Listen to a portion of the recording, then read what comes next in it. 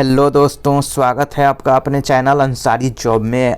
आज हम बात करने वाले हैं बिहार स्टाफ सिलेक्शन कमीशन यानी कि बीएसएससी के द्वारा जो इंटर लेवल का फॉर्म भरा गया है, तो उस फॉर्म में बहुत सारे लोगों ने गलती किया है और बहुत सारे लोगों ने गलती नहीं भी किया है। तो जो लोग गलती किए हैं तो वो सुधार कर सकते हैं, लेकिन जो लोगों को लगता है कि हमने कोई गलती नहीं किया है तो उनके लिए भी यहाँ पे एक नोटिफिकेशन जारी किया गया है।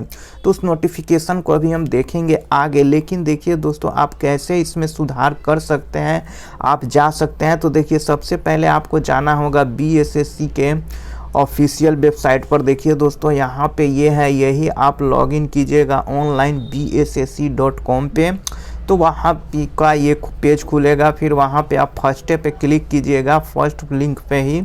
तो आपका वहाँ पे क्लिक करने के बाद ऐसे देखिए यहाँ पे खुलेगा, और वहाँ क्लिक करने के बाद देखिए दोस्तों, इस पे आप ऐसे क्लिक कीजिएगा तो देखिए यहाँ पे रजिस्ट्रेशन नंबर और लॉगिन मांग रहा है।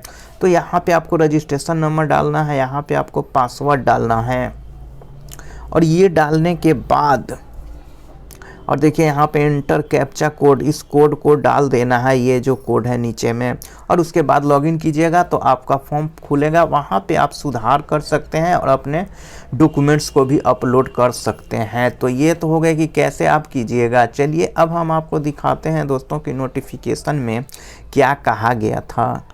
तो चलिए अब हम नोटिफिकेशन को देख लेते हैं। तो ये है, देखिए दोस्तों, नोटिफिकेशन आप यहाँ पे देख रहे हैं, बिहार कर्मचारी चयन आयोग वेटनरी कॉलेज आवश्यक सूचना। तो देखिए क्या कहा गया है नोटिफिकेशन में। तो देखिए यहाँ पे साफ कह रहा है कि इंटर स्तरीय संयुक्त प्रतियोगिता परीक्षा हेतु सुयोग्य अभ्यर्थियों से ऑनलाइन आवेदन। देखिए आपका 27/9 से 11/12/2023 तक आपका ऑनलाइन आवेदन प्राप्त किए गए थे।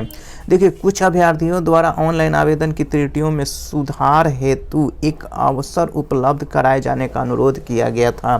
तो जिन अभ्यर्थियों का यहाँ पे फॉर्म में गलत हुआ था, उन्होंने सुधार के लिए एक अवसर मांगा था। तो ऐसे अभ्यर्थियों के अनुरोध में यानी कि आलोक कतिपय में एडिट ऑप्शन दिया गया। तो बीएसएससी के द्वारा ऐसे अभ्यर्थियों के लिए एडिट का ऑप्शन दिया गया है। अब देखिए यहाँ पे दूसरे लाइन पे आप समझिएगा, साथ ही इन ऑनलाइन आवेदन समर्पित करने वाले सभी अभ्यर्थियों से आरक्षण, शैक्षणिक, तकनीक, वांछनीय योग्यता संबंधी तथा अन्य प्रमाण पत्रों की मूल यानी कि स्कैन्ड कॉपी आयोग के वेबसाइट पर प्राप्त किया जाना है। तो अब जो है ना, सभी को यहाँ पे दूसरे लाइन में बीएसएससी कह रहा है कि आपको शैक्षणिक, तकनीक और आरक्षण का जो भी अपलोड आप किए हुए हैं उसको आपको फिर से अपलोड करने की यहाँ पे बात की गई है। और देखिए ये कब से कब तक आप कर सकते हैं दोस्तों, तो 18 जनवरी से लेके आप 18 फरवरी 2024 तक आप कर सकते हैं। अब चलिए आपको दिखाते हैं कि कौन कौन से आप डॉक्यूमेंट्स को अपलोड कर सकते हैं। तो यहाँ देखिए दोस्तों, डॉक्यूमेंट्स को अपलोड करने से पहले एक बात आप जान लीजिए कि अभ्यर्थियों को अपने प्रमाण पत्र को मूल रूप में स्कैन करना है। जो स्कैन मूल रूप जो ओरिजिनल प्रमाण पत्र है उसको ओरिजिनल में आपको स्कैन करना है, उसका पीडीएफ आपको बनाना है। उसके बाद 50 KB से 1 MB फाइल साइज में पीडीएफ में आपको अपलोड करना है। पीडीएफ करके उसको 50 KB से लेके 1 MB के बीच में पीडीएफ फाइल बना के उसको अपलोड करना है। अब देखिए दोस्तों, कौन कौन से वो दस्तावेज हैं। तो देखिए यहाँ पे हम दस्तावेज की अब बात करने वाले हैं। तो देखिए सबसे पहले आपका मैट्रिक का अंक पंथ यानी कि आपको जो है मैट्रिक का मार्कशीट अपलोड करना है। उसके बाद देखिए दोस्तों, यहाँ पे मैट्रिक का प्रमाण पत्र।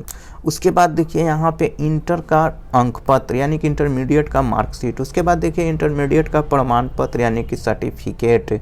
उसके बाद देखिए आपका स्थानीय निवास पत्र यानी कि निवास आवासीय जिसे हम कहते हैं। उसके बाद देखिए आपका कैटेगरी किस EWS, NC, LC, SC, ST प्रमाण पत्र जो भी आप आते हैं उसका आपको अपलोड करना है, जो इसमें लागू है, जो जिस कैटेगरी से आप आते हैं। अगर आप दिव्यांग हैं तो दिव्यांगता का प्रमाण पत्र, अगर आप फ्रीडम फाइटर हैं तो उसका प्रमाण पत्र। कंप्यूटर से संबंधित देखिए, अगर आपने वहाँ पे फॉर्म भरते समय DCA या ADCA या कोई भी कंप्यूटर की चर्चा वहाँ पे कर दिया है, आपने कंप्यूटर से संबंधित यस कर दिया है, तब तो आपको यहाँ पे कंप्यूटर का सर्टिफिकेट देना होगा। अगर आपने कंप्यूटर से संबंधित जो नॉलेज वहाँ पे आपसे पूछा गया था, अगर उसमें आपने नो किया है तो आपको कंप्यूटर का प्रमाण पत्र अपलोड नहीं करना है। वैसे ही देखिए टाइपिंग सर्टिफिकेट में दोस्तों, टाइपिंग के लिए अगर आपने यस कर दिया है कि आपको टाइपिंग आता है, तब तो आपको टाइपिंग का सर्टिफिकेट वहाँ पे अपलोड करना होगा। उसके बाद देखिए फ़ोटो युक्त पहचान पत्र, यानी कि कोई भी आपको एक आईडी अपलोड करना है, जैसे आधार कार्ड हो गया, पैन कार्ड हो गया, वोटर कार्ड हो गया ये।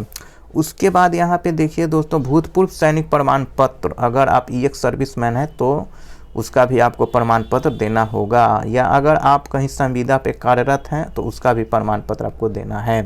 तो इतने सारे डॉक्यूमेंट्स देखिए दोस्तों आपको अपलोड करना है।